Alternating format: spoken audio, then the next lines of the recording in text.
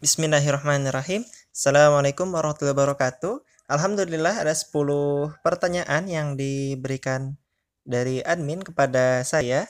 Kemarin saya sudah tidur, jadi belum terjawab. Sekarang insya Allah akan saya jawab. Kita mulai dari pertanyaan nomor 1. Assalamualaikum, saya LC dari Hateng. Kak mau bertanya, kenapa jodoh yang akan mendekat dengan saya sering pergi meninggalkan? Apakah Allah belum meridhoi saya untuk berjodoh? Masya Allah, memang dalam mencari jodoh itu pertama bukan perkara yang mudah. Mencari jodohnya sendiri itu memang sulit. Kalau teman-teman ingin tahu, saya berurusan dengan 11 orang perempuan untuk baru akhirnya menikah. Jadi istri saya adalah orang perempuan ke-11 yang saya cari untuk berjodoh, alhamdulillah. Jadi memang kalau pada pernikahan itu seringkali mencari jodohnya saja sudah sulit. Itu dari unsur secara umumnya. Kemudian kalau dari pribadinya, kita baiknya berkaca kepada diri sendiri. Biasanya salah satu yang menyebabkan jodoh itu sulit adalah, kalau dari sisi usaha langit, adalah dosa-dosa kita yang membuat kita terhalang dari rezeki. Maka tugas kita pertama adalah beristighfar kepada Allah Subhanahu wa ta'ala. Faqul tustaghfiru rabbakum, kata Allah dalam Al-Quran surat An-Nuh. Faqul tustaghfiru rabbakum, Nuh sedang berkata kepada kaumnya, maka beristighfarlah kepada Tuhanmu. Innahu kana ghaffara, sesungguhnya dia adalah maha pengampun. Yursilis sama 'alaikum midrara wa yumdidukum bi amwali wa banina wa yaj'al lakum jannatin wa yaj'al lakum anhara. Maka akan dikirimkan kepadamu hujan, juga akan diperbanyak kepadamu itu anak-anak, amwali wa banin, harta-harta dan anak-anak, dan dijadikan bagimu rumahmu itu kebun-kebun dan sungai-sungai. Jadi salah satu usaha kita untuk mempermudah jodoh adalah kita memperbaiki diri, khususnya kita pertama beristighfar dulu kepada Allah, kemudian memperbaiki dosa-dosa kita, menyempurnakan yang wajib-wajibnya, menghilangkan maksiat-maksiat kita, kemudian memperbanyak yang sunnah-sunnahnya. Itu dari ikhtiar langitnya. Kalau dari ikhtiar buminya, kita harus membuat diri kita menarik, karena salah satu yang dinilai dari perempuan saat untuk berjodoh itu adalah tampilannya. Di antaranya adalah tampilannya. Maka perempuan itu sebisa mungkin harus rapi, enak dilihat. Sahabat-sahabat Nabi saat ingin menikah, khususnya untuk terlihat menarik, itu adalah berpakaian yang layak. Bukan berpakaian yang tabarruj, yang centil, tapi berpakaian yang memang rapi, sehingga kiranya menarik untuk dinikahi. Kemudian juga baik dari berat badannya, dari mukanya dirawat supaya lebih menarik. Kemudian di ikhtiar lainnya, selain memperbaiki tampilan diri, juga kita memperluas, karena banyak sekali perempuan itu susah mencari jodoh karena kurang pergaulannya. Banyak jodoh tuh biasanya di komunitas-komunitas dakwah, di komunitas-komunitas organisasi ya, bukan sekedar majelis taklim yang datang lalu pulang, tapi di organisasi-organisasi dakwah yang mana kita berkegiatan, bekerja bersama di tim tersebut. Maka akan sangat mudah biasanya kita menemukan orang-orang yang sedang mencari pasangan. Jadi kita luaskan pergaulan, kita perbaiki diri, kita tunjukkan kepada lingkungan bahwa sebenarnya kita tuh sedang mencari calon pasangan. Itu dari ikhtiar pribadi sendiri. Dan kalau dari sahabat Nabi, yaitu Umar bin Khattab, saat Hafsah usia 18 tahun ditinggal mati oleh suaminya, Umar bin Khattab mendatangi sahabat Nabi. Didatangi satu-satu yang kira-kira layak untuk menikah dengan Hafsah. Dan ternyata Rasulullah sendiri yang ingin menikahi Hafsah. Jadi memang ikhtiar dari orang tua itu penting. Datangi laki-laki untuk meminta menikah. Makanya salah satu usaha kita adalah kita berusaha mengejar laki-laki mana yang kira-kira cocok menikah. Karena memang perempuan juga cukup dikejar waktu, karena usia makin waktu nilai ketertarikan laki-laki pada perempuan akan terus menurun. Banyak istri-istri dari generasi terbaik Islam tuh menikah di bawah 20 tahun. Makanya kita yang sudah di atas 20 tahun sudah tanda seru untuk segera mencari jodoh. Mungkin itu dari saya untuk pertanyaan pertama. Insya Allah rekaman berikutnya akan menjawab pertanyaan berikutnya. Assalamualaikum. Bismillahirrahmanirrahim. Kita lanjut ke pertanyaan yang kedua. Assalamualaikum, Ustadz. Bagaimana cara menyiapkan mental agar tidak takut untuk menikah? Bagaimana cara mengetahui bahwa calon suami itu memiliki karakter penyabar dan menerima apa adanya? Baik, dari pertanyaannya nampaknya ini adalah pertanyaan dari akhwat, dari perempuan. Kalau perempuan dalam menyiapkan mentalnya saat menikah bisa kita lihat dari generasi sahabat Nabi. Maka kalau kita melihat dari sejarah sahabat Nabi, perempuan tuh dari kecil sudah terbiasa melaksanakan kewajiban sebagai istri, padahal dia masih kecil, padahal dia belum menikah.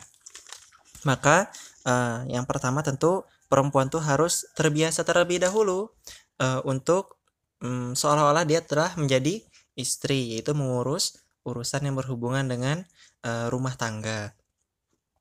Kemudian untuk persiapan khususnya maka harus dilihat dari ilmu syariat.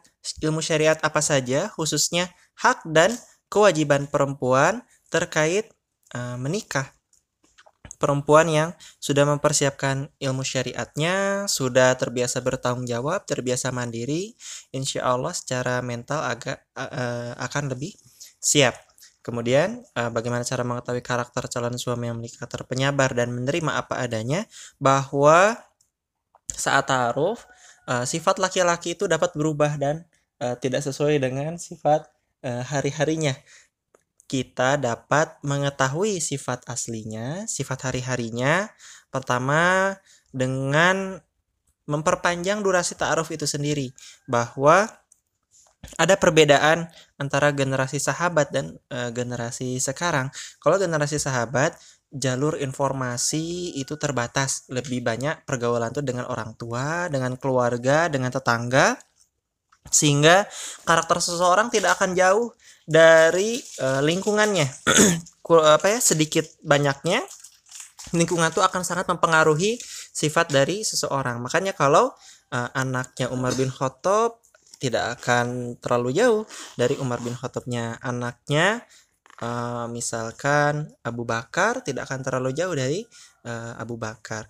Nah, untuk sekarang memang pergaulan tuh justru tidak banyak di rumah. Pergaulan tuh lebih banyak di lingkungan, di sosial media, di internet, atau di di banyak sekali tempat, sehingga kita tidak bisa mengenal seseorang tuh hanya dari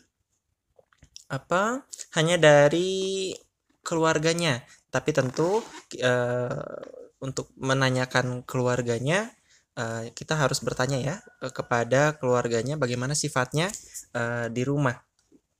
Nanti setelah ditanyakan, kita juga tadi ya dengan ta'aruf yang lebih panjang supaya lebih nampak bagaimana ciri-cirinya, bagaimana karakternya, ditanya sebanyak-banyak pertanyaan yang kiranya perlu.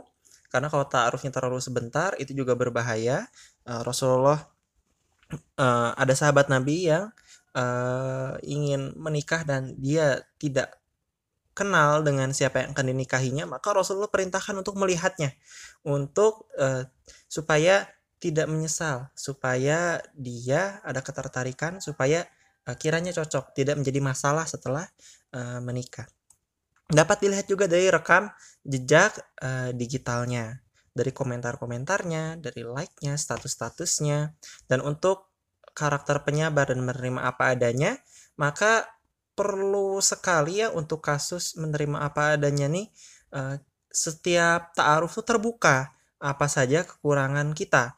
Ini serius, saya tidak bercanda, bahwa kekurangan yang kiranya nanti mempengaruhi pernikahan bukan aib-aib masa lalu yang tertinggal, yang bisa ditinggalkan, tapi kekurangan sifat-sifat kita yang kiranya nanti terbawa saat pernikahan harus diceritakan seutuhnya sebisa mungkin supaya pasangan tuh pertama tidak banyak berharap dan juga sudah mempersiapkan mental. Banyak sekali rumah tangga itu bubar bukan karena mengharapkan kelebihan tapi tidak bisa menerima kekurangan. Mungkin itu untuk jawaban pertanyaan yang kedua. Semoga bermanfaat. Semoga Teteh diberi pasangan yang sebaik-baiknya, yang penyabar, yang memang agak susah, dan yang juga menerima apa adanya. Ini kita harus jujur sejak awal. Terima kasih. Assalamualaikum warahmatullahi wabarakatuh. Bismillahirrahmanirrahim. Assalamualaikum warahmatullahi wabarakatuh. Insya Allah kita jawab pertanyaan yang ketiga ini. Saya bacakan. Bismillah, Bu. Izin bertanya, jikalau ingin menikah muda, di antara calon sudah ada niatan, tetapi orang tua meragukan bagaimana nanti setelah pernikahan. Nah, itu bagaimana solusinya?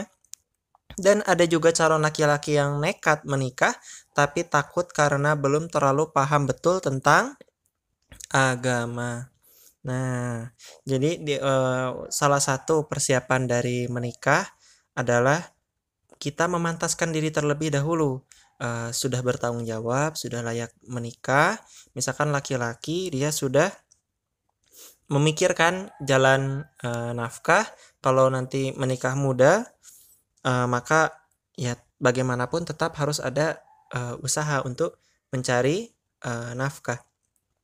Kalau generasi sahabat Nabi, memang kita tinggal di akhir zaman. Saya belum menemukan satu zaman sejak Nabi Adam sampai sekarang, kecuali zaman sekarang tuh satu-satunya zaman di mana usia 20 tahun banyak laki-laki itu belum mandiri, usia 17 tahun, 18 tahun. Laki-laki itu belum menafkahi dirinya sendiri. Ini memang salah satu fitnah akhir zaman dari yang bisa dijelaskan dari materi sebelumnya ya, yang berjudul tema yang sebelumnya tuh berapa usia menikah, di situ ada penjelasannya. Nah, untuk laki-laki yang ingin menikah dan perempuan tadi, kita meyakinkan orang tua kalau laki-laki sudah ada nafkah, sudah bertanggung jawab, sudah mandiri. Kalaupun nanti ingin meminta bantuan orang tua juga harus memantaskan diri dari tanggung jawabnya, dari pikirannya, dari kepeduliannya terhadap orang lain, tidak egosentris. Kalau sudah mulai memikirkan orang lain, peduli dengan orang lain, itu diantaranya ciri-ciri dia sudah dewasa, mapan untuk menikah. Kalau perempuan tadi ya sudah siap mandiri, sudah tidak jadi beban bagi siapapun, dalam artian dia membantu rumah tangga berjalan, bukan justru jadi dia menambah kerjaan orang lain, tapi dia mengerjakan pekerjaan untuk orang lain, ya pekerjaan rumah tangga diantaranya. Dan untuk calon laki-laki yang nekat menikah tapi karena belum terlalu paham betul tentang agama, ini juga jadi tanda seru. Yang penting menurut saya, yang wajib-wajibnya dia sudah belajar bagaimana hukum syariat tentang akidahnya, tauhidnya, kemudian tentang fikih sehari-harinya, kewajibannya, rukun Islamnya. Nanti juga harus belajar ilmu syariat tentang pernikahan, dan juga istiqomah di lingkungan organisasi dakwah yang dimana dia punya teman, punya rekan, untuk selalu mengingatkan dalam jalan Islam, insya Allah itu sudah jauh lebih siap, insya Allah itu yang dapat dipersiapkan. Mungkin itu sedikit jawaban saya untuk pertanyaan yang ketiga. Insya Allah nanti kita lanjutkan pertanyaan yang selanjutnya. Assalamualaikum. Bismillahirrahmanirrahim. Assalamualaikum warahmatullahi wabarakatuh. Insya Allah kita lanjutkan pertanyaan yang keempat. Izin bertanya, saya bacakan ya soalnya. Izin bertanya, untuk saat ini apakah misal diajak nikah namun belum siap, apa alasan terbaik yang tidak menyakiti ikhwan tersebut? Terima kasih. Nah, jadi salah satu bentuk dari penolakan perempuan itu bagaimana ya? Ya terus terang saja dari orang tuanya bahwa belum siap untuk menikah. Insya Allah laki-laki juga tidak akan tersinggung, dan memang laki-laki itu sebenarnya tidak perlu sibuk tidak perlu terlalu tertekan, karena laki-laki itu bebas melamar siapa saja. Nanti perempuan bebas menolak siapa saja. Jadi nggak perlu terlalu tertekan laki-lakinya, karena masih banyak perempuan di luar, nggak harus susah move on. Alasan terbaiknya dilihat dulu. Cuman saya juga memberi tanda seru kepada perempuan, kenapa belum siap menikah. Ketahuilah bahwa jarang-jarang ikhwan tuh datang untuk melamar. Banyak perempuan tuh yang dia harus mencari, harus ikut program ta'aruf, harus belum kunjung dilamar atau memang agak susah. Nah, kalau perempuan itu khawatirnya sudah waktunya menikah, sebutlah di atas 20 tahun, baiknya segera mempersiapkan diri untuk menikah. Banyak perempuan tuh susah menikah, di antara alasannya satu faktor usia, dua faktor pendidikan. Karena sebutlah sampai S2, S3, laki-laki itu terlalu minder buat melamar perempuan tersebut. Jadi dibandingkan dengan S2, saya sangat menyarankan nikah tuh jauh lebih prioritas. Terima kasih. Assalamualaikum warahmatullahi wabarakatuh.